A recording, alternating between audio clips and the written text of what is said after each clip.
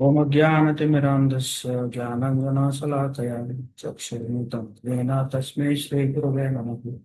श्रीचैतन्यमनोभीष्टं स्थापितं येन भूतले स्वयं रूपा कदा मह्यं ददाति स्वपदान्तिकं। वन्देऽहं श्रीगुरो श्रीयुतपतिकमलं श्रीगुरुन् वैष्णवांश्च श्रीरूपं साग्रजातं सहगण रघुनाथान्वितं तं सजीवम् साद्वैतं सावधूतं परिजनसहितं कृष्णचैतन्यदेवं श्रीराधा कृष्णपादां सगणललिता श्रीविशाखां स हे कृष्ण करुणा सिन्धु दीनबन्धु जगत्पते गोपेश गोपिकान्त राधाकान्त नमोऽस्तुते तप्तकाञ्चन गौराङ्गी राधे वृन्दावनेश्वरी वृषभानुसुते देवी प्रणमामि हरिप्रिये वाञ्छाकल्पतरुभ्यश्च कृपा सिन्धुभ्येव च पतितानां पावनेभ्यो वैष्णवेभ्यो नमो नमः।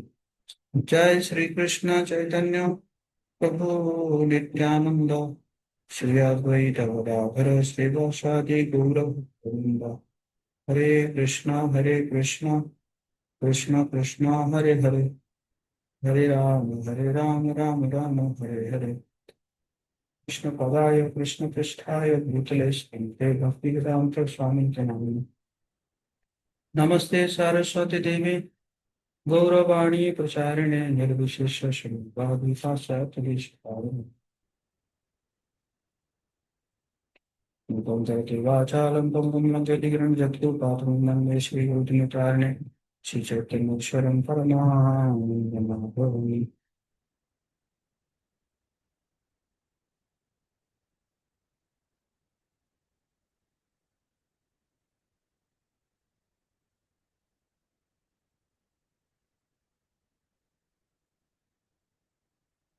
श्रीमद्भागवतम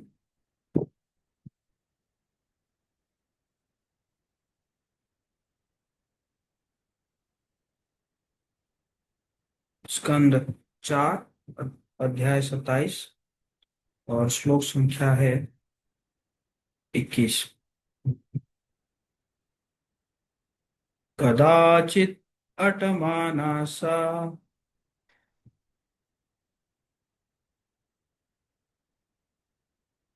गतम् बभ्रे बृहद्व्रतं मां तु जानती काममोहिता। शांतिमय प्रभु। यस प्रभु। एक बार जब मैं सर्वोच्च लोक ब्रह्मलोक से इस पृथ्वी पर आ रहा था तो संसार भर का भ्रमण करते हुए काल की कन्या से मेरी भेंट हुई। तो मुझे नैतिक ब्रह्मचारी जानकर मुझ पर अत्यंत कामातुर हो गई और उसने प्रस्ताव रखा कि मैं उसे अपना लूं।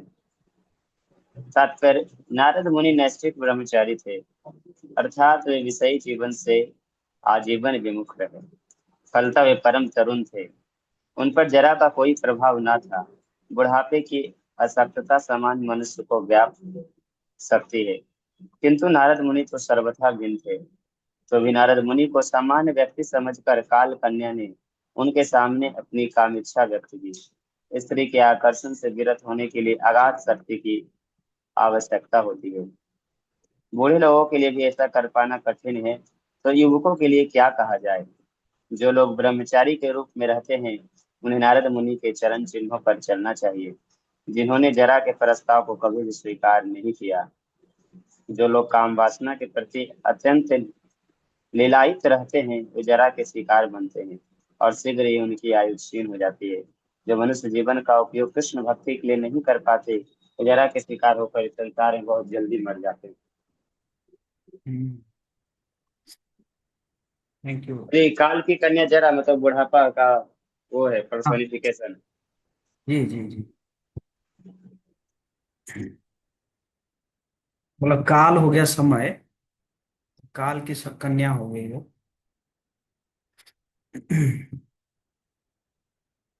कह रहे हैं कि स्त्री के आकर्षण से विरत होने के लिए अगाध शक्ति की आवश्यकता है कि नहीं। तो वो अगाध शक्ति मतलब वो शक्ति वैष्णव की कृपा से मिलता है, भगवान गुरु की कृपा से मिलता है ना। कह रहे कि बूढ़े लोगों के लिए ऐसा कर पाना कठिन है, तो युवकों के लिए क्या कहा जाए ना। जैसे अब जानते होंगे जो बीरबल जो है, एक बार अकबर को लेकर गए थे एक बूढ़ा व्यक्ति के पास ना। अकबर मानने के लिए राजी नहीं थे कि बूढ़े व्यक्ति का भी कोई, है ना, कोई मतलब काम के प्रति वो आसक्त रहता है, क्योंकि बूढ़े व्यक्ति था वो तो सोच रहे थे कि बूढ़े व्यक्ति का क्या होता है, इंद्रियां जो है शिथिल हो जाता है, तो फिर काम खत्म, है ना। लेकिन बीरबल जो है लेकर गए, और व्यक्ति जो है बूढ़ा व्यक्ति मर रहा था। लेकिन बीरबल ने कहा अकबर को कि आप अपने पुत्री को लेकर चलना। तो जैसे ही बताया गया कि जो है सावधान, राजाधिराज अकबर पधार रहे हैं, तो बूढ़ा देखा नहीं। लेकिन जैसे ही कहा कि उनके साथ उनके पीछे उनकी पुत्री भी आ रही है, तो तुरंत क्या हुआ, वो बूढ़ा जो है उठ के तो ऐसे मुंह ऐसे करके देखा, है ना। बिरबल ने कहा देखो देखो मरते जा रहा है फिर भी इच्छा खत्म नहीं हुई है ना। तो इंद्रियां शिथिल हो जाने से काम का इच्छा खत्म नहीं होता है। काम का इच्छा को खत्म करने के लिए क्या करना पड़ेगा, है ना, हायर रस देना पड़ेगा। जैसे प्रभुपाद जी कई बार मेंशन करते हैं यमुनाचार्य के श्लोक, यद बधि मम चेत कृष्ण पदार बिंदे, नव नव रस धामनि उद्यतम रंतुम आसित। जैसे जैसे ही मेरा मन कृष्ण के प्रेमा भक्ति में लग गया है, यमराचार्य कह रहे हैं, और है ना, और जो है भगवान के चरणों की सेवा कर रहा है, तब से जो है नव नव रस धामनी है, नया नया रस जो है मुझे प्राप्त हो रहा है। तो वो शक्ति चाहिए, है ना। जैसे हरिदास ठाकुर, हरिदास ठाकुर जो है कितने यंग थे, है कि नहीं। हरिदास ठाकुर यंग थे, और जो क्या नाम है, वो जो वेश्या आई थी, है, वो भी मतलब ऐसे जगह में आई थी कि मतलब वहां पे और कोई डिस्टरबेंस था ही नहीं। हम्म, उनके कुटिया में आई थी, और रात के समय में, है कि नहीं। बट हरिदास ठाकुर जो है, उनके अंदर इतना मतलब इतना वो भगवान का नाम का रस आस्वादन कर रहे थे, तो ये सब क्या है, तुच्छ है। ये कह रहे हैं कि यमुनाचार्य कह रहे हैं कि भवती मुख विकार सुष्ठु निष्ठिवानम च, मतलब जब जब हायर टेस्ट मिलता है, तब जो है ये सब चीज अगर मन में आता है, तो कह रहे हैं कि मेरा मुंह तो एकदम खराब हो जाता है, मुझे लगता है कि इस भावना के ऊपर मुझे थूकना चाहिए, है। नहीं तो आप जो है पिछली बार हम चर्चा कर रहे थे ययाति महाराज का, ययाति महाराज तो बूढ़ा हो गए, उनको तो दे दिया गया, उनको तो शुक्राचार्य ने बूढ़ा बना दिया। फिर भी वो क्या किए, मतलब कहना नहीं चाहिए, ययाति महाराज तो बहुत ही बड़े पर्सनालिटी है वो, जो है भागवतम में उनका नाम चर्चा आ रहा है। But for for a teachings, ना, हम शिक्षा के लिए बोल सकते हैं कि एक व्यक्ति काम के आसक्ति में इतना बेशर्म हो जाता है कि वो अपने बुढ़ापा को अपने बेटों को देकर जवानी लेना चाहता है, उसकी पत्नी को भोग करने के लिए, है ना। मतलब ऐसा हो जाता है ना, काम का आसक्ति जो है इतना पागल कर देता है व्यक्ति को। अभी अभी आप सुने होंगे कि कई सारे केसेस अभी आ रहा है, जो है जो है स्त्रियां जो है, मतलब जिस दिन मैरिज हो रहा है, दूसरे दिन जो है अपने पति को मार दे रहे हैं। अभी कई केसेस आए ना, अभी लगभग 5-7 केसेस अभी आया है, दूसरे दिन ही मर्डर, किसको, अपने हस्बैंड को, क्यों, क्योंकि पहले से किसी के साथ अफेयर है। हम्म? तो कितना पागल हो जाता है व्यक्ति। हम्म?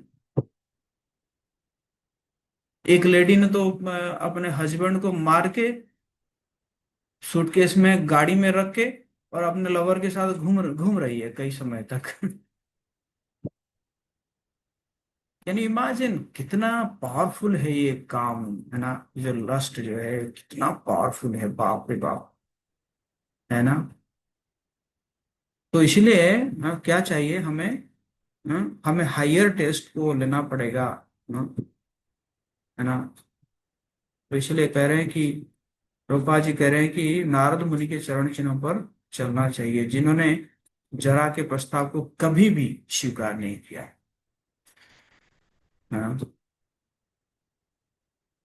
और और जो स्वीकार करते हैं तो इनको क्या किया जाता है, कह रहे हैं कि उनकी आयु क्षीण हो जाती है। जो मनुष्य जीवन का उपयोग कृष्ण भक्ति के लिए नहीं कर पाते, वो जरा के शिकार होकर इस संसार में बहुत जल्दी मर जाते हैं ना। क्योंकि आप देखिए, जो जब जब व्यक्ति सेक्स करता है, सहवास करता है, तो उस समय उसका जो सांसें हैं, वो सांसें बहुत तेजी से चलता है। तो एक्चुअली हम लोगों को जो है, एक मनुष्य को एक्चुअली सांस दिया गया है कि उसने वो इतना सांस ले सकता है, इतना श्वास ले सकता है ना।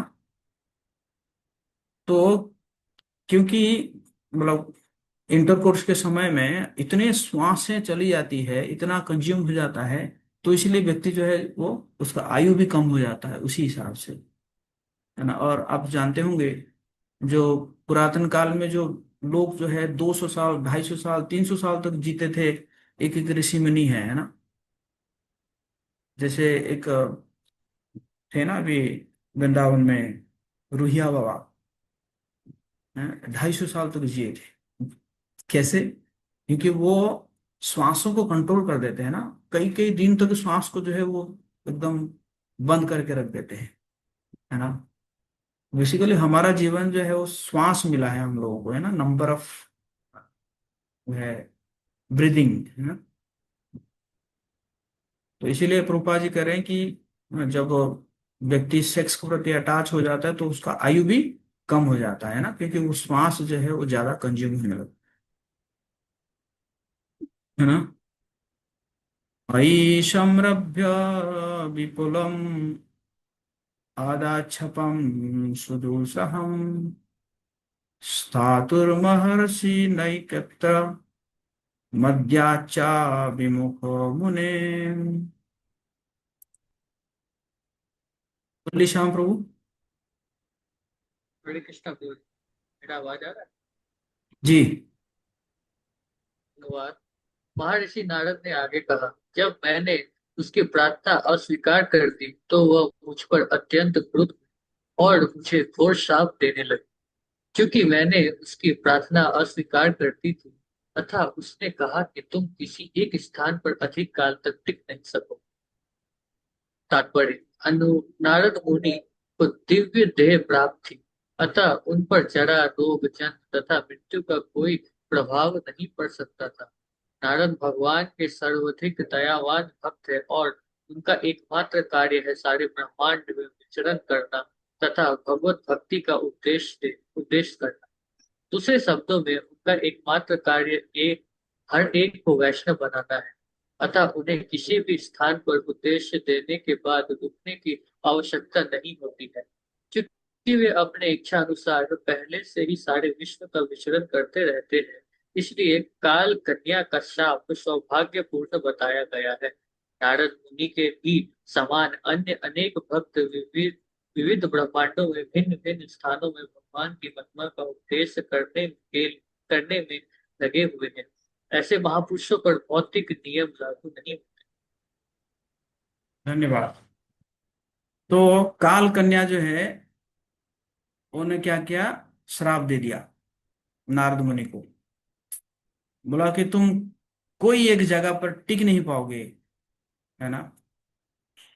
एक और व्यक्ति भी ऐसे ही श्राप दिया था, दक्ष, है ना। दक्ष भी ऐसे ही श्राप दिया था, है ना। तो वैसे तो देखा जाए प्रचारकों को, कहाँ प्रचारक थोड़ी कि एक जगह में स्थिर होकर रह पाते हैं। रूपा जी कह रहे हैं उनका तो एकमात्र काम है सारे ब्रह्मांड में विचरण करना और भगवत भक्ति का उपदेश करना, है ना। और उनका एकमात्र काम क्या है? वैष्णव बनाना।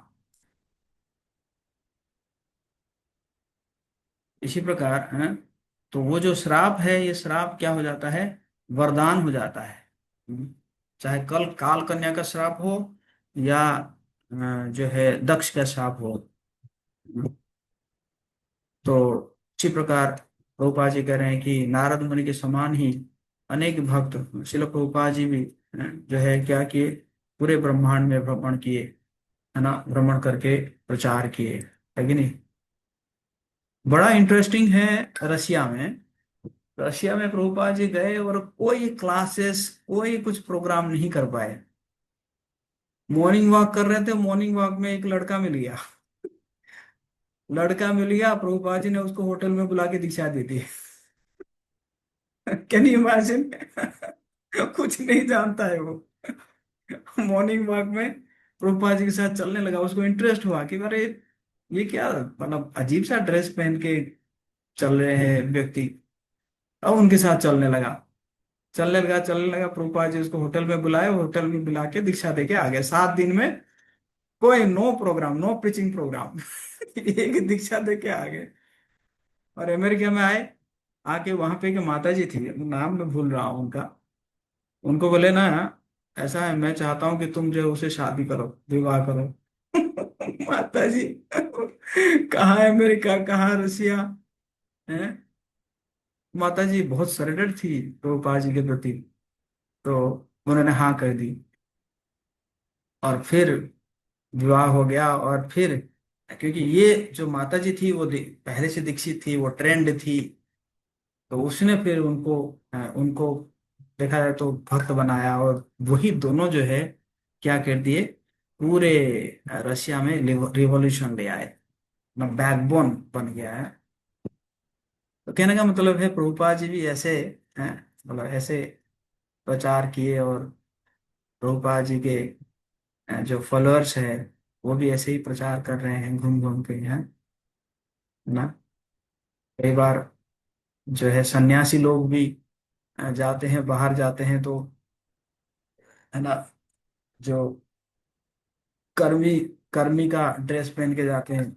हमारे गुरु महाराज शायद 2018 में चाइना गए थे, हाँ, तो वो कर्मी ड्रेस पहन के गए थे, पैंट शर्ट पहन के गए थे, है ना। और कई भी सन्यासी है, अभी हमारे सुंदर गोपाल प्रभु जी भी गए हैं सिंगापुर, है।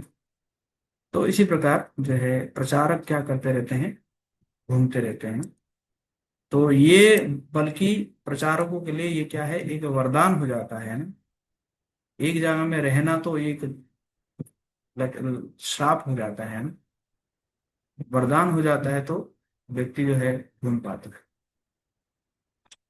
ततो विहत संकल्पा कन्यका यवनेश्वरम मयोपदिष्टमासाद्य बभ्रे नाम्ना भयं पतिम्।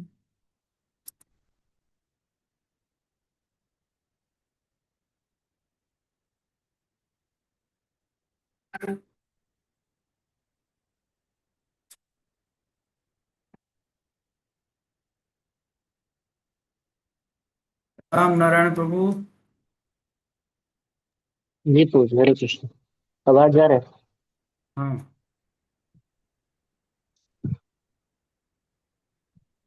हरे कृष्ण प्रभु जी, आवाज जा रहा है? हाँ, आ रहा है ना। इस प्रकार जब वह मेरी ओर से निराश हो गई तो मेरे अनुमति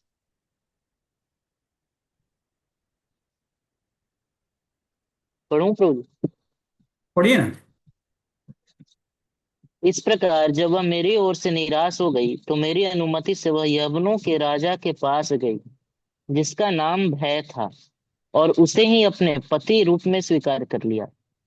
तात्पर्य: परम वैष्णव होने के कारण श्री नारद मुनि अन्यों का हित करने के लिए सदैव उद्यत रहते हैं, भले ही कोई उन्हें शाप ही क्यों न दे रहा हो। यद्यपि काल कन्या को नारद मुनि ने मना कर दिया था, किंतु उसे शरण प्रदान की गई। एक वैष्णव के अतिरिक्त ऐसी हतभाग्या कन्या को भला और कौन शरण दे सकता है? जब जरा का आक्रमण होता है तो हर व्यक्ति क्षुद्र बनकर समाप्त होने लगता है। नारद मुनि ने काल कन्या को शरण दी और सामान्य कर्मियों पर करारा प्रहार किया। यदि कोई नारद मुनि के उद्देश्य को मानता है तो उनकी कृपा से भय का सागर हट जाता है। जब काल कन्या जो है, जब उनका प्रपोजल को ठुकरा दिया नारद मुनि, तो उसने क्या किया, भय के साथ विवाह कर लिया, है ना, यमुना के राजा।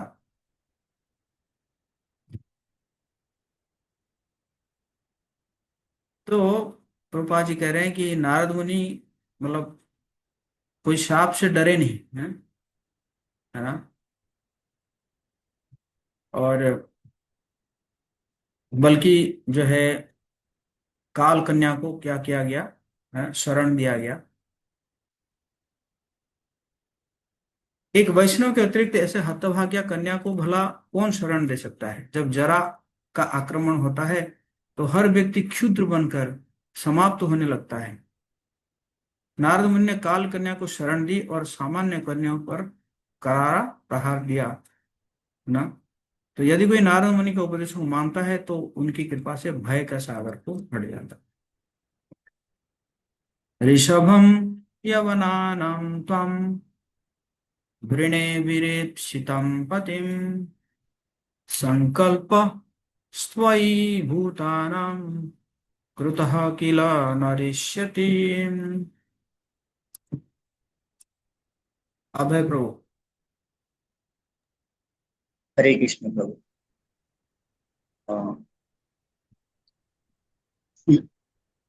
यवनों के राजा के पास पहुंचकर काल कन्या ने उसे वीर रूप में संबोधित करते हुए कहा, महाशय, आप अछूतों में श्रेष्ठ हैं।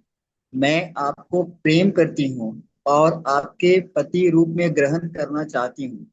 मैं जानती हूँ कि यदि कोई आपसे दोस्ती करता है तो वह निराश नहीं होता। तात्पर्य, यवना नाम ऋषभ शब्द यवनों के राजा के सूचक है। यवन तथा मलेच्छ शब्द उन लोगों के लिए प्रयुक्त होते हैं जो वैदिक नियमों को नहीं मानते। वैदिक नियमों के अनुसार मनुष्य को प्रातः काल उठकर स्नान करना चाहिए, हरे कृष्ण का जाप करना चाहिए, अर्च विग्रह की मंगला आरती करना चाहिए, वैदिक साहित्य पढ़ना चाहिए, प्रसाद ग्रहण करना चाहिए और अर्च विग्रह का साध श्रृंगार करने में लग जाना चाहिए।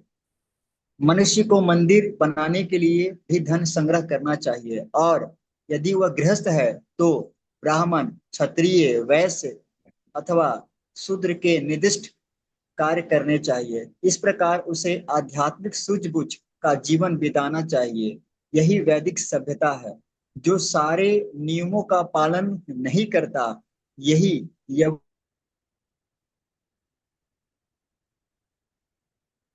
म्यूट हो गए क्या?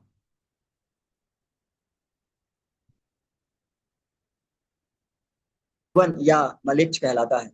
हम समझना चाहिए इनके लिए राष्ट्रीयता बाहर। यदि वह वैदिक नियमों का पालन नहीं करता तो वह मलेच्छ या यवन कहलाता है। जो मनुष्य वैदिक नियमों में बताए गए स्वच्छता संबंधी नियमों का पालन नहीं करता, उसे छुआछूत के रोग रहते हैं। चूंकि कृष्ण भावनामृत आंदोलन में विद्यार्थियों को वैदिक नियम का पालन करने की सलाह दी जाती है, इसलिए वे स्वभावतः स्वच्छ रहते हैं।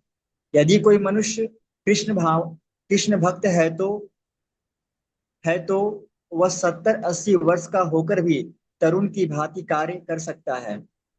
इस प्रकार काल कन्या किसी वैष्णव को परास्त नहीं कर सकता।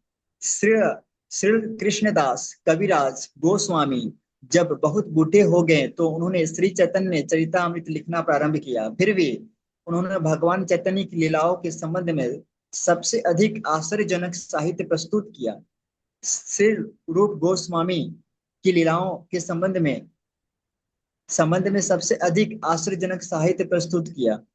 श्री रूप गोस्वामी तथा सनातन गोस्वामी ने भी अपने आध्यात्मिक जीवन का शुभारंभ अत्यंत वृद्धावस्था में किया, अर्थात जब वे अपने वृत्तिपरक कार्य और पारिवारिक जीवन से मुक्त हो चुके थे। फिर भी उन्होंने आध्यात्मिक जीवन की उन्नति के लिए प्रचुर मूल्यवान साहित्य का सृजन किया। इसकी पुष्टि श्रीनिवास आचार्य द्वारा गोस्वामी की प्रशंसा से होती है। ताला शास्त्र विचारणकै निपुणौ सद्धर्म संस्थापकौ लोकानां हितकारिणौ त्रिभुवने मान्यौ शरण्याकरौ राधा कृष्ण पदारविन्द भजनानन्देन मत्तालिकौ वन्दे रूप सनातनौ रघुयुगौ श्रीजीव गोपालकौ। मैं 6 गोस्वामियों श्री सनातन गोस्वामी, श्री रूप गोस्वामी, श्री रघुनाथ भट्ट गोस्वामी, श्री रघुनाथ दास गोस्वामी, श्री जीव गोस्वामी तथा श्री गोपाल भट्ट गोस्वामी को सादर नमस्कार करता हूँ, जो मानवता के कल्याण हेतु शाश्वत धार्मिक नियमों की स्थापना के उद्देश्य से शास्त्रों की छानबीन करते हैं रहते हैं। इस प्रकार उनका तीनों लोकों में सम्मान है और वे शरण लेने योग्य हैं, क्योंकि वे गोपियों के भाव में लीन रहते हैं और राधा कृष्ण की दिव्य सेवा में लगे रहते हैं। जरा भक्त को कष्ट नहीं देती जरा भक्त को कष्ट नहीं देती, क्योंकि भक्त नारद मुनि के आदेशों तथा संकल्प का अनुसरण करता है। सभी भक्त नारद मुनि के शिष्य परंपरा में आते हैं, क्योंकि वे नारद के आदेशों के अनुसार यथा नारद पंचरात अथवा 5 रात्रिका विधि के अनुसार अर्च विग्रह की पूजा करते हैं। भक्त पंचरात्रिका विधि के साथ भगवत विधि के नियमों का पालन करता है। भगवत विधि में उपदेश कार्य भी सम्मिलित है। श्रवणम कीर्तनम विष्णु। पांच पंचरात्रिका विधि में अर्चनम वंदनम दास्यम सख्या आत्मना निवेदनम सम्मिलित हैं। चूंकि भक्त नारद मुनि के आदेशों का पालन करता है, इसलिए उसे जरा रोग या मृत्यु का भय नहीं होता। वह देखने में भले ही वृद्ध लगे, किंतु वह सामान्य व्यक्ति की भांति बुढ़ापे से हार नहीं मानता। फलस्वरूप बुढ़ापा भक्त के मृत्यु से भयभीत नहीं बनाता, जितना कि सामान्य व्यक्ति मृत्यु से भयभीत रहता है।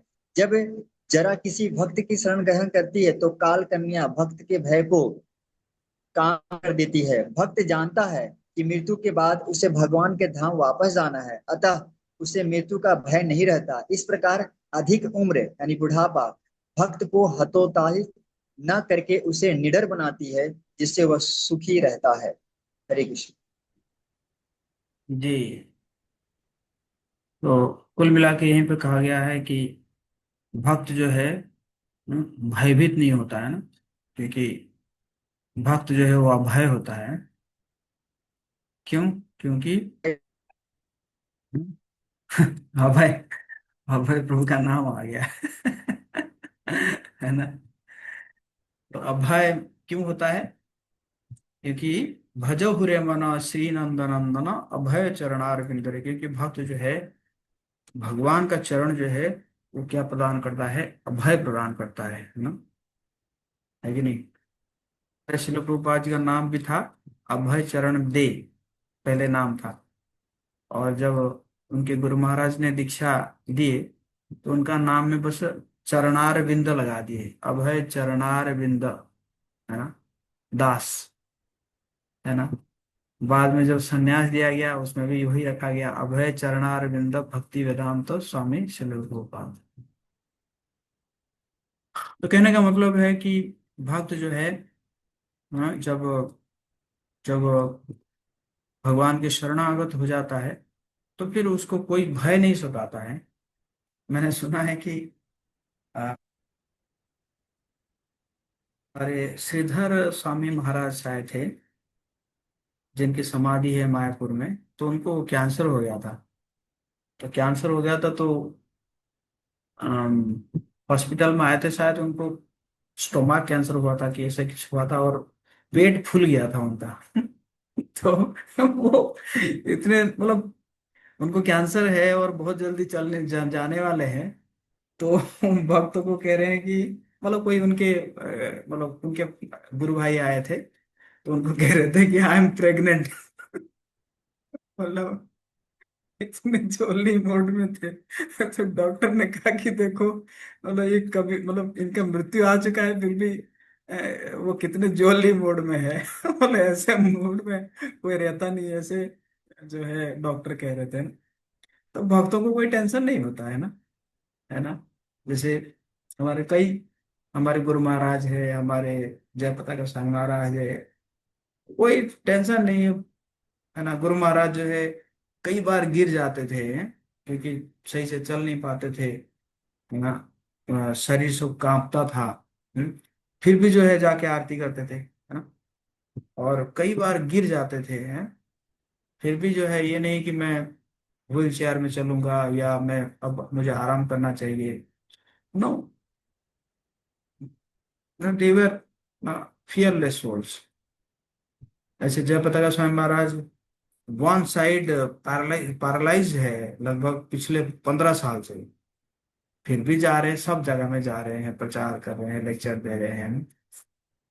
तो भक्त जो है वो क्या हो जाता है, निर्भय हो जाता है, भगवान के जो है चरण चरण में शरण लेता है।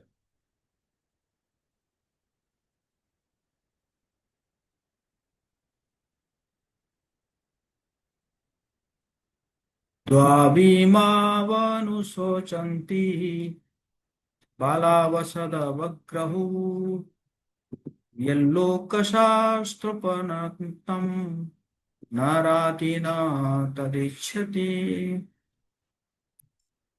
अजीत प्रभु। हरे कृष्ण प्रभु जी।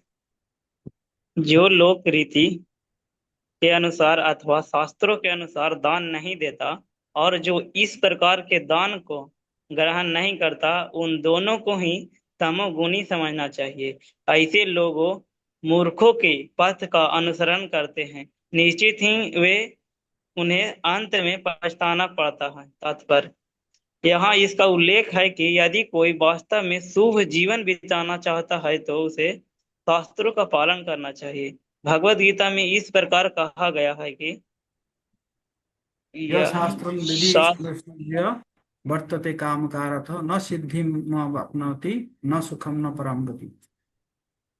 जो मनुष्य शास्त्रों के आदेशों का उल्लंघन करके मनमाने ढंग से आचरण करता है, उसे ना तो सिद्धि मिलती है और ना सुख और ना परम धाम। जो वैदिक आदेशों का कठोरता से पालन नहीं करता, उसे जीवन में सफलता या सुखी की प्राप्ति नहीं हो पाती। भगवान के धाम वापस जाना तो कोसों दूर की बात है। एक शास्त्रीय आदेश बताता है कि यदि कोई स्त्री स्वेच्छा से पत्नी बनने का अनुरोध करे, गृहस्थ, क्षत्रिय या शासक को उसके अनुरोध को ठुकराना नहीं चाहिए। चूंकि नारद मुनि ने काल कन्या को यवन राजा के प्रति समर्पित होने के लिए निर्दिष्ट किया था, इसीलिए यवन राजा उसे इनकार नहीं कर सका। सभी कार्यकलाप को शास्त्रों के आदेशों के अनुसार संपन्न किए जाने चाहिए। शास्त्रीय आदेश की नारद मुनि जैसे ऋषियों द्वारा पुष्टि की गई है। जैसा कि नरोत्तम दास ठाकुर कहते हैं कि साधु शास्त्र गुरु वाक्य चिंतते कार्य एक क्या। मनुष्य को चाहिए कि साधु पुरुषों, शास्त्रों तथा गुरु के नियमों पर चले। इस प्रकार जीवन में सफलता अवश्य मिलती है। काल कन्या यवन राज्य के समझ साधु शास्त्र तथा गुरु सहमत विधि से ही उपस्थित हुई थी, अतः उसे अस्वीकार किए जाने का प्रश्न ही नहीं उठता था।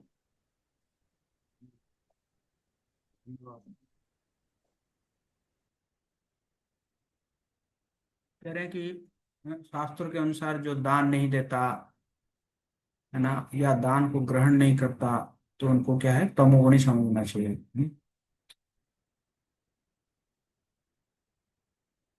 निश्चय ही उन्हें अंत में पछताना पड़ता है। तो गोपाल जी भगवत गीता का एग्जाम्पल दे रहे हैं। अगर शास्त्रों का उल्लंघन करके मनमानी ढंग से काम करते हो, कोई करता है, तो उसको ना सिद्धि मिलता है, ना सुख मिलता है, ना परम गति। तो वैदिक शास्त्रों के कठोरता से पालन नहीं करता, उसे जीवन में सफलता या सुख की प्राप्ति नहीं होती। भवन धाम जाना तो वापस जाना तो बहुत दूर की बात है।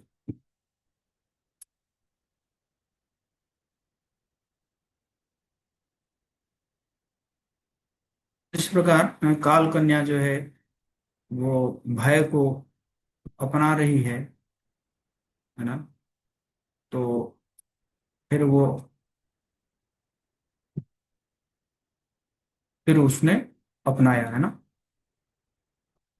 क्योंकि नारद मुनि ने काल कन्या को यवन राजा के प्रति समर्पित होने के लिए निर्दिष्ट किया, इसलिए यवनराज उसको इनकार नहीं कर सका। लेकिन नारद मुनि खुद एक्सेप्ट नहीं किए। क्यों? क्योंकि वो, है ना, वो सन्यासी थे। सन्यासी एक्सेप्ट नहीं करेंगे, लेकिन गृहस्थों को एक्सेप्ट करना चाहिए।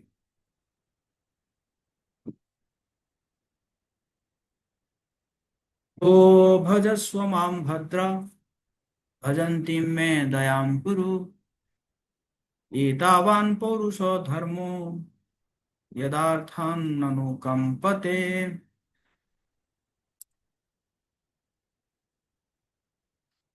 गौरव प्रभु।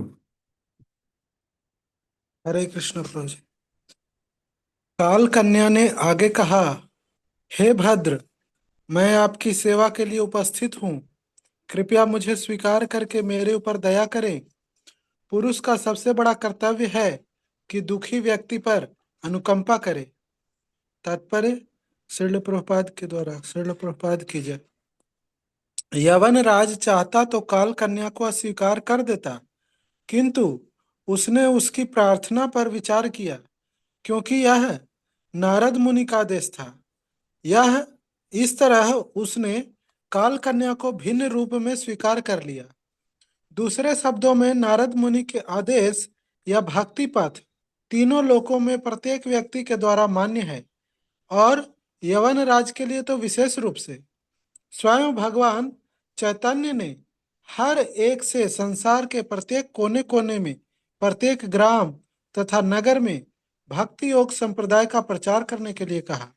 कृष्ण भावनामृत आंदोलन के उपदेशकों ने सचमुच अनुभव किया है कि नारद मुनि की पंचरात्रि का विधि के बल पर यवनों तथा मलेच्छों तक ने आध्यात्मिक जीवन स्वीकार किया है। जब मानव जाति चैतन्य महाप्रभु द्वारा बताई गई शिष्य परंपरा का पालन करेगी, तो संसार भर के लोग इससे लाभान्वित होंगे। हरे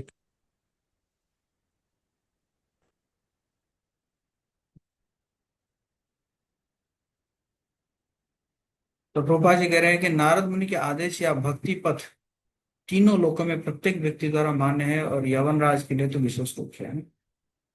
मतलब नारद मुनि चाहे तो यवनराज जो है उसने मान लिया उसको, है ना। भगवान चैतन्य महाप्रभु भी हर एक से संसार के प्रत्येक कोने कोने में, प्रत्येक ग्राम तथा नगर में भक्ति योग संप्रदाय का प्रचार करने के लिए कहा है। बोलो कृष्ण, भजो कृष्ण, करो कहो कृष्ण, करो कृष्ण शिक्षा, है ना।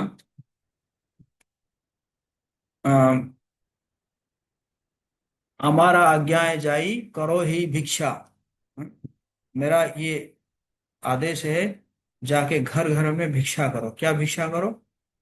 कि बोलो कृष्ण, भजो कृष्ण, करो कृष्ण शिक्षा। कृष्ण का बोलो कृष्ण, भजो कृष्ण, कृष्ण का नाम लो, कृष्ण का भजन करो, और कृष्ण की जो शिक्षा है उस शिक्षा को अपनाओ। इस प्रकार भिक्षा करना चाहिए हम लोगों को, घर घर में जाओ, है ना।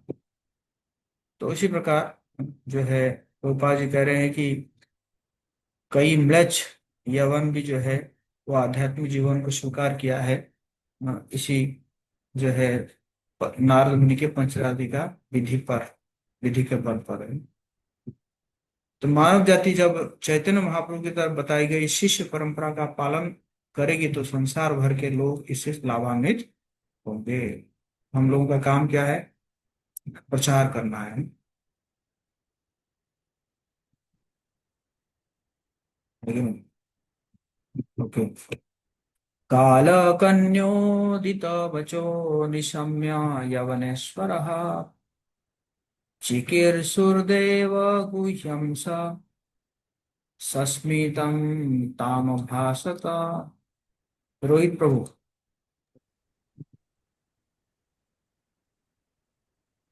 वास्तव में परम नियान तो भगवान श्री कृष्ण हैं, शेष सभी उनके दास हैं। नहीं यवन नहीं, राज काल कन्या का। काल कन्या का कथन काल कन्या का कथन सुनकर यवनराज हंसने लगा और विविधता का गुप्त कार्य पूरा करने की युक्ति खोजने लगा। तब उसने काल कन्या को इस प्रकार संबोधित किया। तात्पर्य श्री चैतन्य चरितामृत में कहा गया, एकाले ईश्वरा कृष्ण आर्य सब भृत्या यारे याचे नचाय ते ताछे करे नित्या। वास्तव में नित्यांत तो भगवान श्री कृष्ण है। शेष नियंता सभी परम उनके परम नियंता। परम नियंता तो भगवान श्री कृष्ण है। शेष सभी उनके दास हैं। यवनराज भी श्री कृष्ण का दास था, अतः वह भी काल कन्या के माध्यम से श्री कृष्ण का ही कार्य करना चाह रहा था। यद्यपि काल कन्या का अर्थ जरा या बुढ़ापा है, किंतु यवनराज काल कन्या को सर्वत्र प्रवेश करा कर कृष्ण की सेवा करना चाह रहा था। इस प्रकार जो भी विवेकी पुरुष है वह बुढ़ापा प्राप्त करने पर काल मृत्यु से भयभीत रहेगा। मूर्ख लोग भौतिक भौतिक कार्यों से इस प्रकार लिप्त रहते हैं मानो वे सदैव जीवित रहेंगे और भौतिक सुख का भोग करेंगे, किंतु वास्तव में भौतिकता में उन्नति है ही नहीं। मोहवश लोग सोचते हैं कि ऐश्वर्य उनकी रक्षा करेगा, किंतु भौतिक विज्ञान में काफी प्रगति होने पर भी मानव समाज की समस्याएं जन्म मृत्यु जरा तथा रोग जैसी जैसी की तैसी बनी हुई है। जो भी मूर्ख विज्ञानी सोचते हैं कि उन्हें भौतिक प्रगति की है, जब काल कन्या बुढ़ापा उन पर आक्रमण करता है तो वे काल से भयभीत होते हैं। यदि वे विवेकी हो तो जो अविवेकी है वे मृत्यु की परवाह नहीं करते और ना ही इस जीवन में ही यह सोच जानते हैं कि मृत्यु के बाद क्या होने वाला है। उनकी यह भ्रांत धारणा बनी हुई है कि मृत्यु के बाद जीवन नहीं है, अतः वे इस जीवन में अत्यंत गैर जिम्मेदारी से काम करते हैं और निर्बाध होकर विषय सुख भोगते हैं। बुद्धिमान मनुष्य के लिए बुढ़ापे का प्रकट होना आध्यात्मिक जीवन के लिए प्रेरित करता है। आमतौर से लोग आने वाली मृत्यु से डरते हैं। यवनराज ने काल्य कन्या का उपयोग इस कार्य के लिए करना चाहा।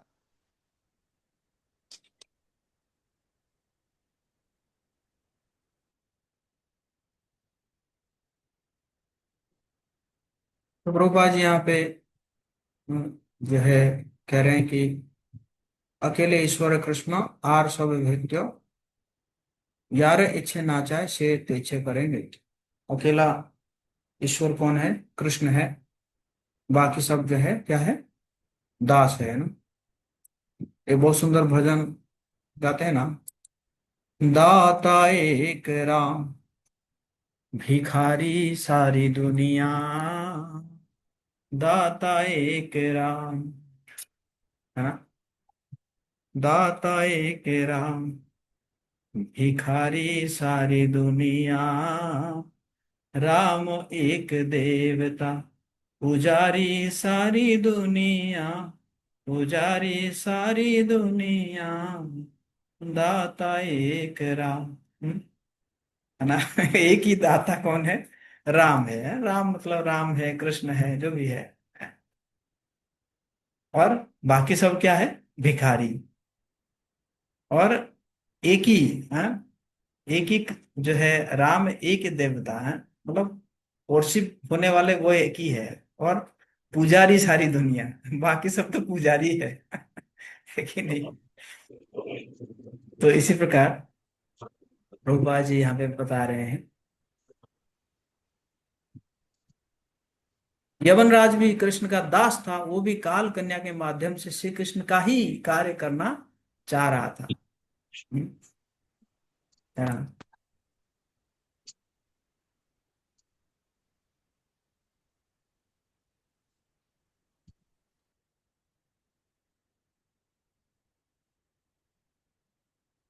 तो इसी प्रकार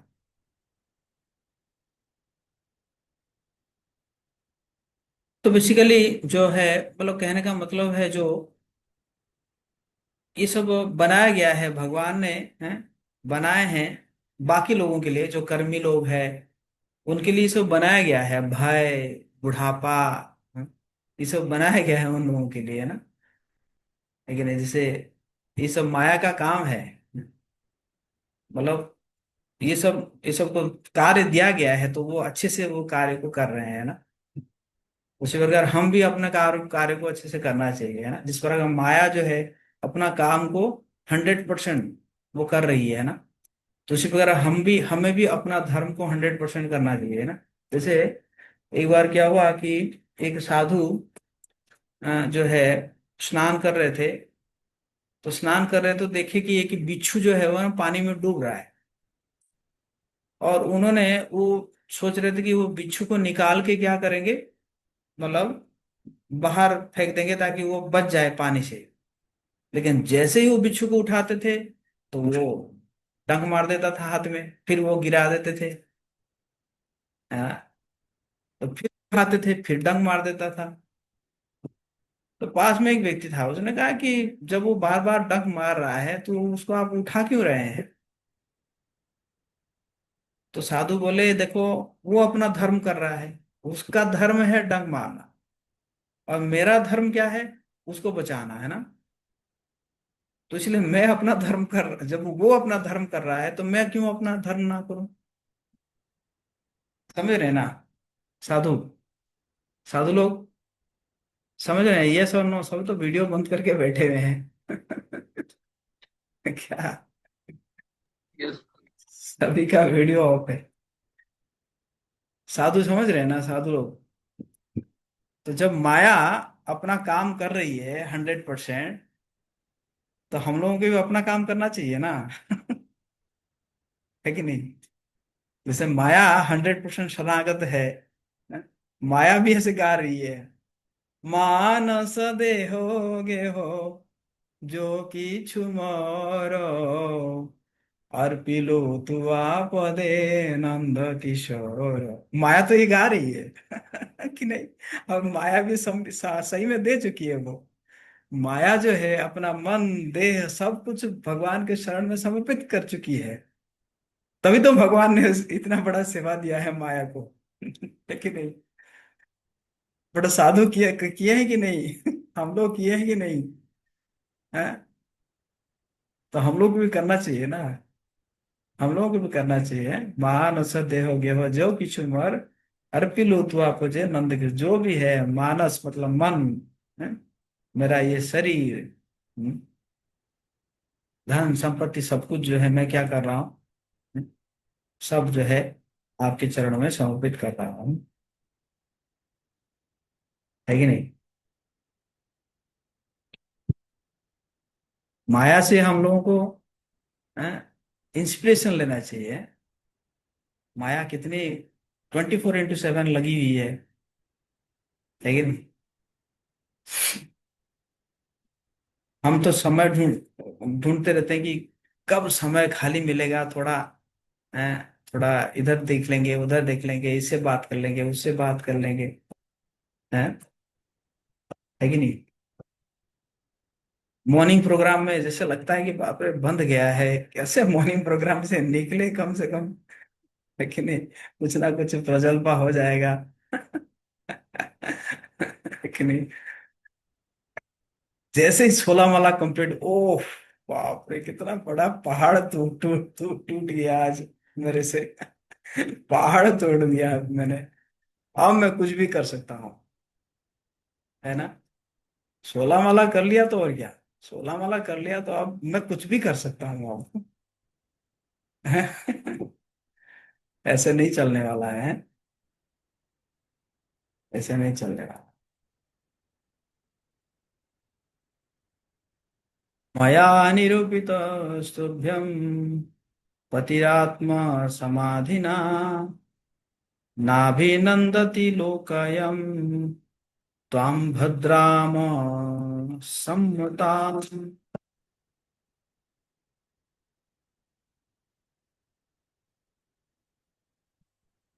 शांति में प्रभु है।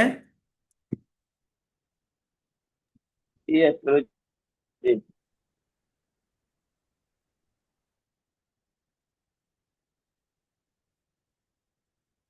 जी।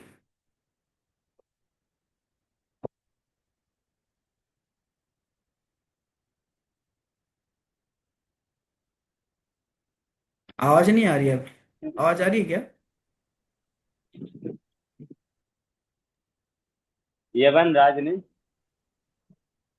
राज ने उत्तर दिया, मैंने बहुत सोच विचार के तुम्हारे लिए एक पति निश्चित किया है। वास्तव में सबों की दृष्टि में तुम अशुभ तथा उत्पाती हो, क्योंकि तुम्हें कोई भी पसंद नहीं करता, अतः तुम्हें कोई पत्नी रूप में कैसे स्वीकार कर सकता है। तात्पर्य, काफी सोच विचार के बाद यवन राज ने बुरे अवसर का सर्वोत्तम उपयोग करना चाहा। काल कन्या किसी को पसंद नहीं थी, किंतु भगवान की सेवा के लिए हर वस्तु का उपयोग हो सकता है। इसीलिए यवन राज ने उसे किसी न किसी काम में लगाना चाहा। इस उद्देश्य को पहले बताया जा चुका है। जरा रूप में काल कन्या सभी लोगों में भय उत्पन्न कर सकती है, जिससे वे डर कर श्री कृष्ण की भक्ति में लगकर अगले जीवन की तैयारी में लग सकते।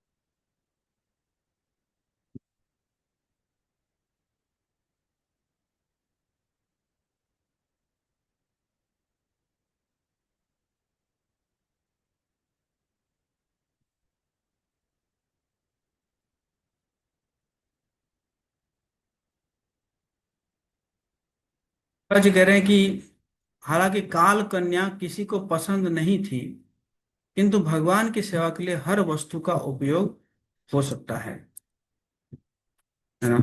इसलिए यवनराज ने उसे किसी ना किसी काम में लगाना चाहा। इस उद्देश्य को पहले ही बताया जा चुका है।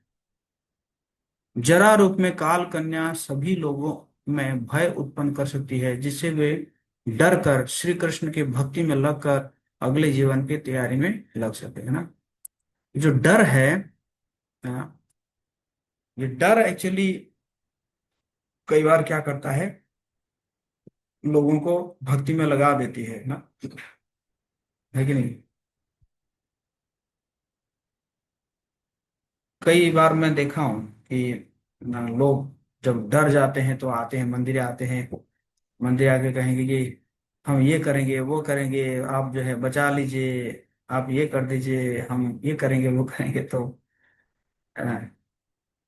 भगवान भी जो ना क्या करते हैं, ऐसे कई बार झटका देते हैं ना। तो भगवान जब झटका देते हैं तो व्यक्ति को ना रियलाइजेशन आता है। ये सब इसी ऐसे ही बना हुआ है सब ना। तो तो इसीलिए उसने जो है यवनराज जो है उसको स्वीकार कर लिया। त्वम अव्यक्त गति भुंक्ष लोकम कर्म विनिर्मितम याहि मे प्रतना युक्ता प्रजानाशं प्रणश्यसि। मुरली श्याम प्रभु। यस प्रभु। अनुवाद। यह संसार सकाम कर्म का प्रतिफल है, अतः कुछ तुम तुम सभी लोगों पर अलचित अलचित रहकर आक्रमण कर सकती हो। मेरे सैनिकों के बल की सहायता से तुम बिना किसी विरोध के उनका संहार कर सकती हो। कर्म विनिर्मितम का अर्थ है सकाम कर्मों द्वारा निर्मित। यह समग्र भौतिक जगत विशेष रूप से आजकल सकाम कर्मों का प्रतिफल है। प्रत्येक व्यक्ति इस संसार को सड़कों, मोटरों, बिजली, गगनचुंबी भवनों, उद्योगों, व्यापारों से अलंकृत करने में व्यस्त है। यह इन उन व्यक्तियों के लिए अत्यंत सुखद लगता है जो इंद्र तृप्ति में लगे हैं और आध्यात्मिक रूप से अपरिचित है। श्रीमद् भागवत में वर्णन हुआ है कि नूनम ब्रह्मता कुरुते विकर्म यदिन्द्रिय प्रतीतय आपृनोति न साधु मन्ये यत् आत्म मनोयम मशन मशन्नपि क्लेशाद आस्ते। जो आत्मा के ज्ञान से रहित है वे भौतिक कर्मों के पीछे दीवाने रहते हैं और इंद्र तृप्ति के लिए पापमय कर्म करते रहते हैं। ऋषभ देव के अनुसार ऐसे कार्य अशुभ है, क्योंकि इनसे मनुष्य को अगले जीवन में घृणित देह धारण करनी पड़ती है। यह हम सब अनुभव यह हम सबका अनुभव है कि शरीर को कितना ही सुखी क्यों न रखा जाए, वह सदैव कष्ट देता रहता है और 3 प्रकार के क्लेशों से घिरता रहता है। अन्यथा इतने सारे अस्पतालों, कल्याण परिषदों तथा तथा जीवन बीमा प्रतिष्ठानों की क्या आवश्यकता थी। वास्तविकता तो यह है कि इस संसार में सुख है ही नहीं। लोग दुखों का सामना करने का प्रयत्न कर रहे हैं। मूर्ख लोग दुख को ही सुख मानते हैं। इसलिए यवन राज ने ऐसे लोगों पर अदृश्य रूप से जड़ा रोग तथा असामान्य मृत्यु के द्वारा वार करने का निश्चय किया। निसंदेह मृत्यु के पश्चात जन्म होता है, अतः यवन राज ने ठीक ही सोचा कि वह समस्त कर्मियों को काल कन्या के माध्यम से मार दे और उन्हें बाद में दे बता दे कि भौतिक प्रगति वास्तव में प्रगति नहीं है। प्रत्येक जीवन एक आध्यात्मिक जीवन है और फलस्वरूप आध्यात्मिक प्रगति के बिना मनुष्य जीवन तो चौपट हो जाता है।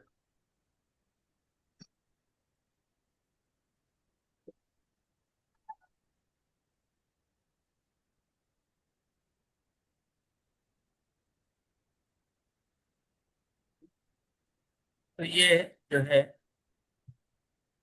यवनराज कह रहा है कि क्योंकि ये संसार जो है सुकाम कर्मों का प्रतिफल है, तो तुम सब जो है अलक्षित रहकर आक्रमण कर सकती हो, है ना। अलक्षित रहकर मतलब धीरे धीरे, काल क्या करता है, धीरे धीरे ग्रास करता रहता है ना।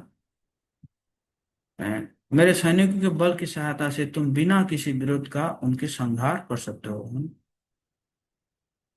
कि नहीं। और प्रभुपाद जी कह रहे हैं कि प्रत्येक व्यक्ति जो है लगा हुआ है ना, आत्मा के ज्ञान से तो रहित है, भौतिक कर्मों के पीछे दीवाने हैं, इंद्रिय तृप्ति के लिए पाप में कर्म करते रहते हैं, है ना। ऋषभ देव के अनुसार ऐसे कार्य अशुभ है क्योंकि इनसे मनुष्य को अगले जीवन में घृणित देह धारण करनी पड़ती है। तो शरीर जो है सभी प्रकार के क्लेशों से घिरता रहता है ना। इसीलिए तो अब देखो इतने सारे हॉस्पिटल बन रहे हैं, हॉस्पिटल क्लिनिक इतना बढ़ता जा रहा है, इतना बढ़ता जा रहा है, फिर भी कहीं पे कम नहीं हो रहे हैं, पेशेंट कम नहीं हो रहे हैं। मतलब ऐसा नहीं कि 2-4 हॉस्पिटल खुल गया तो क्या होगा कि अब तो जो है ना खत्म हो गया है। इतने सारे मेडिसिन स्टोर भी खुल रहा है ना। बट वो कहने का मतलब है ये तो संसार में कितने भी कर लो, ये तो कष्ट रहेगा ही रहेगा, है ना। वास्तविकता तो यह है कि संसार में सुख है ही नहीं। लोग दुखों की का सामना करने का प्रयत्न कर रहे हैं। एक्चुअली देखा जाए तो इस संसार में क्या है ना, हाँ, कहते हैं कि पेन रिलीविंग प्रोसेस को सुख मानते हैं। हम्म, अगर कुछ समय के लिए पेन नहीं है, दर्द नहीं है, इसका मतलब हम सुखी है। तो पूछते हैं ना किसी को, हाउ आर यू, वो जवाब देता है I am fine, no problem, क्योंकि अभी कोई समस्या नहीं है इसलिए मैं फाइन हूँ, है कि नहीं। उसी को सुख मानते हैं, नहीं तो ये संसार में सुख है ही कहाँ। इसलिए यमराज ने ऐसे लोगों पर अदृश्य रूप में जरा, रोग, असामयिक मृत्यु के वार करने का निश्चित किया। निस्संदेह मृत्यु के पश्चात जन्म होता है, अतः यमराज ने ठीक ही सोचा कि समस्त कर्मियों को काल कन्या के माध्यम से मार दे और उन्हें बता दे कि भौतिक प्रगति वास्तव में प्रगति नहीं है। प्रत्येक जीव एक आध्यात्मिक जीव है और फलस्वरूप आध्यात्मिक प्रगति के बिना मनुष्य जीवन चौपट हो जाता है। तो इस प्रकार जो है ना, ये सब के माध्यम से रियलाइजेशन दिया जाता है व्यक्ति को। व्यक्ति धीरे धीरे उसको रियलाइजेशन हो जाता है, अरे ये संसार में कुछ है ही नहीं, है ना। जैसे विवाह करता है, तो विवाह करता है तो कितना प्रकार का उसके सपना रहता है कि मेरी पत्नी कितनी अच्छी सेवा करेगी, कितनी अच्छी मीठी मीठी बात बोलेगी, है ना, मेरी कितनी सेवा करेगी, कितना उसका सपना रहता है। और विवाह के बाद वो सपना पूरा एकदम उल्टा हो जाता है। पता चलता है कि कई बार उसको ही कुकिंग करना पड़ रहा है, उसको ही अपने पत्नी का मसाज करना पड़ रहा है। पत्नी कह रही कि मेरा तो शरीर में आज दर्द है, मैं आज कुछ नहीं कर पाऊंगी कि नहीं, खुद ही कुकिंग करना पड़ता है, और पत्नी को मसाज भी करना पड़ रहा है। उसको लेके हॉस्पिटल बार बार दौड़ रहा है, ये प्रॉब्लम वो प्रॉब्लम, है ना। और मैं तो देखा हूँ कि कि जितनी जो स्त्रियां जो है ना, जितनी सुंदर होती है, वो उतनी सारी उतनी बीमारी होती है उनको। ये फैक्ट है। है ना। इसलिए प्रभुपाद जी पर्पट में कहते हैं कि सुंदरी पत्नी जो है वो शत्रु है एक्चुअली। किसी का अगर सुंदरी पत्नी हुआ ना, तो इसका मतलब उसका शत्रु आ गया उसके घर में। समझे। तो ये समस्या है। हैं? पूरा सपना उलट पुलट हो जाता है व्यक्ति का। हैं? और जितने भी मतलब स्त्रियां जितनी सुंदर होती है ना, उतने ही क्या बोलते हैं ना, बहुत ही मतलब हार्श होते हैं, मतलब बहुत ज्यादा एकदम क्या बोलते हैं ना, बहुत ज्यादा रफ होते हैं ना, कि नहीं। तो इसीलिए प्रभुपाद जी कह रहे हैं कि सुंदरी पत्नियां जो है वो शत्रु है एक्चुअली, है। प्रज्वारोऽयं मम भ्राता त्वं च मे भगिनी भव, चराम्भ्युभाभ्यां लोके स्मिन् व्यक्तो भीमः सैनिकः। राम नारायण प्रभु।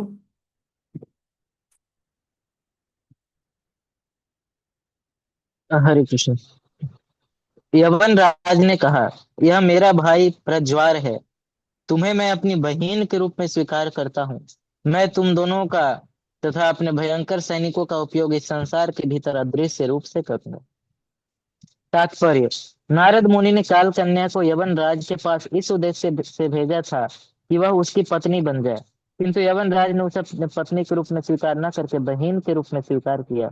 जो लोग वैदिक नियमों को नहीं जानते वे मनमाना संभोग करते हैं, फलतः कभी कभी वे अपनी बहनों तक के साथ संभोग करने में नहीं हिचकते। इस कलयुग में तो ऐसे अनेक उदाहरण मिलते हैं। यद्यपि यवन राज ने नारद का मान रखने के लिए उनकी प्रार्थना स्वीकार कर ली, किंतु वह लगातार अवैध स्त्री प्रसंग के विषय में सोचता रहा। इसका कारण यह था कि वह यवनों तथा मलेच्छों का राजा था। प्रज्वार शब्द महत्वपूर्ण है क्योंकि इसका अर्थ है भगवान विष्णु द्वारा भेजा गया ज्वर। ऐसा ज्वर सदैव 108 डिग्री 7 डिग्री पर रहता है, जिस ताप पर मृत्यु हो जाती है। इसलिए मलेच्छों तथा यवनों के राजा ने काल कन्या से प्रार्थना की कि वह उसकी बहन बन जाए। उसे पत्नी बनने के लिए कहने की कोई आवश्यकता नहीं थी, क्योंकि यवन तथा मलेच्छ विषयी जीवन में कोई भेदभाव नहीं मानते। इस प्रकार ऊपर से चाहे बहन हो, माता या पुत्री लगे, फिर भी संभोग कर सकता है। यमराज का भाई प्रज्वार था और काल कन्या तो साक्षात अक्षमता थी ही। ये दोनों यवनराज की सेना गंदगी, अवैध स्त्री प्रसंग तथा ज्वर के कारण मृत्यु के साथ मिलकर और उससे शक प्राप्त करके भौतिक जीवन शैली को ध्वंस करने में समर्थ थे। इस संबंध में उल्लेखनीय है कि नारद पर जरा का कोई प्रभाव न था। इसी प्रकार नारद मुनि की सेवा के अशुद्ध वैष्णव पर भी जरा आक्रमण नहीं कर सकते। इस प्रकार श्रीमद् भागवत के चतुर्थ स्कंद के अंतर्गत राजा पुरंजन की नगरी पर चंडवेग का धावा और काल कन्या का चरित्र नामक 27वें अध्याय के भक्ति वेदांत तात्पर्य पूर्ण हुए। ज्वर, ज्वर आ गया है ना, फीवर है। फीवर मतलब जो कि मृत्यु के समय में आता है ना, तो फीवर और बुढ़ापा, है ना। तो ये दोनों जो है अटैक करेंगे, है ना। अभी प्लानिंग बन रहा है कि कैसे जीवों के ऊपर अटैक किया जाए। और भोपा जी कह रहे हैं इस संसार में ऐसा है कि बहुत जगह में, है ना, भाई बहन के बीच में भी अवैध संबंध हो जाता है ना, ऐसे देखा गया है। क्योंकि लोग जो है ना वो मान नहीं रहे ना शास्त्रों का जो निर्देश है। शास्त्र जैसे कह रहा है कि शास्त्रों में वर्णन है कि इवन अपनी पुत्री माँ बहन के साथ भी जो है साथ में मतलब निर्जन जगह में एक साथ में नहीं रहना चाहिए। लेकिन लोगों को तो इसके कोई ज्ञान नहीं है। और भाई बहन जो है एक साथ सो जाते हैं, मतलब भाई भी बड़ा है बहन भी बड़ी है। और है ना, इंद्रियां तो बहुत प्रबल है कि नहीं। तो इसी प्रकार कई जगह में ऐसे मतलब ऐसे देखने को भी मिलता है, ऐसे ऐसे दृष्टांत आता है। बाकी बाकी मुसलमान परिवार में तो ये सब कॉमन है। मुसलमानों में तो पिता भी पुत्री को के साथ निकाह कर सकता है। उनमें कोई कोई वो है नहीं। तो इसी प्रकार इस संसार में है। बट हमें इसी से सीख लेना चाहिए और हमें ध्यान रखना चाहिए कि हमें जो है स्त्रियों से बहुत दूर दूर तक रहना चाहिए। ओके। हरे कृष्णा कृष्णा कृष्ण हरे हरे, हरे राम। जगत गुरु श्लोकोपाध्याय की जय। आप सब गौर गौर भक्ति की जय। जय। Thank you.